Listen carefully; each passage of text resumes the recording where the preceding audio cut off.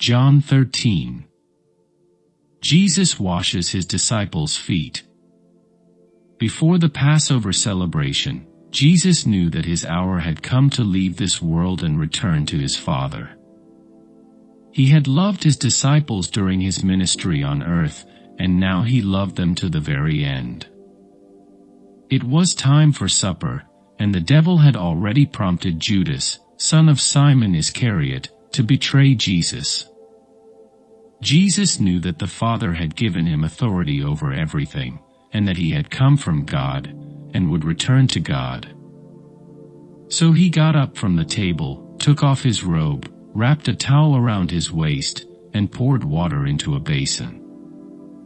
Then he began to wash the disciples' feet, drying them with the towel he had around him. When Jesus came to Simon Peter, Peter said to him, "Lord, are you going to wash my feet?" Jesus replied, "You don't understand now what I am doing, but someday you will." "No," Peter protested, "you will never ever wash my feet." Jesus replied, "Unless I wash you, you won't belong to me." Simon Peter exclaimed, "Then wash my hands and head as well, Lord, not just my feet." Jesus replied, "A person who has bathed all over does not need to wash, except for the feet, to be entirely clean. And you disciples are clean, but not all of you."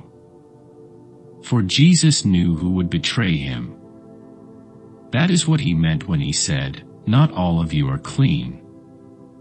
After washing their feet, he put on his robe again and sat down and asked, "Do you understand what I was doing? You call me teacher and Lord, and you are right, because that's what I am. And since I, your Lord and teacher, have washed your feet, you ought to wash each other's feet. I have given you an example to follow. Do as I have done to you. I tell you the truth, slaves are not greater than their master. Nor is the messenger more important than the one who sends the message.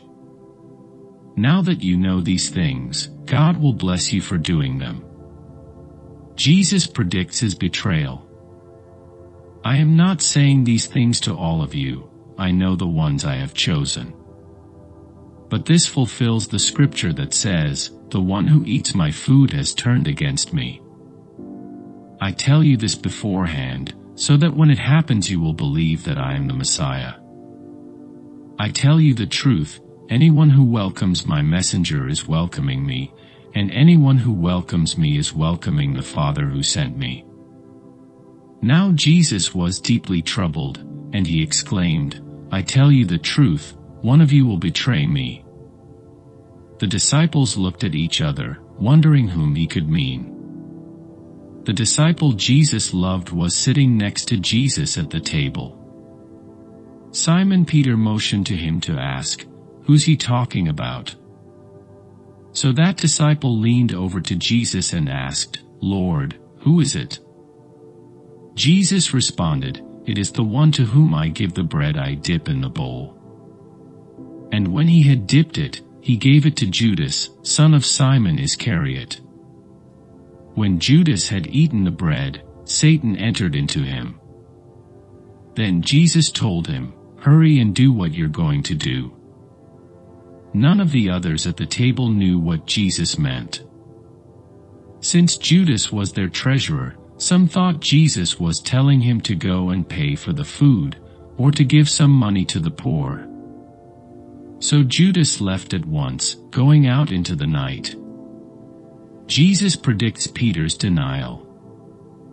As soon as Judas left the room, Jesus said, "The time has come for the Son of Man to enter into his glory, and God will be glorified because of him. And since God receives glory because of the Son, he will give his own glory to the Son, and he will do so at once. Dear children, I will be with you only a little longer. And as I told the Jewish leaders, you will search for me, but you can't come where I am going. So now I am giving you a new commandment, love each other. Just as I have loved you, you should love each other. Your love for one another will prove to the world that you are my disciples." Simon Peter asked, "Lord, where are you going?" And Jesus replied, "You can't go with me now, but you will follow me later." "But why can't I come now, Lord?" he asked. "I'm ready to die for you." Jesus answered, "Die for me. I tell you the truth, Peter, before the rooster crows tomorrow morning, you will deny 3 times that you even know me."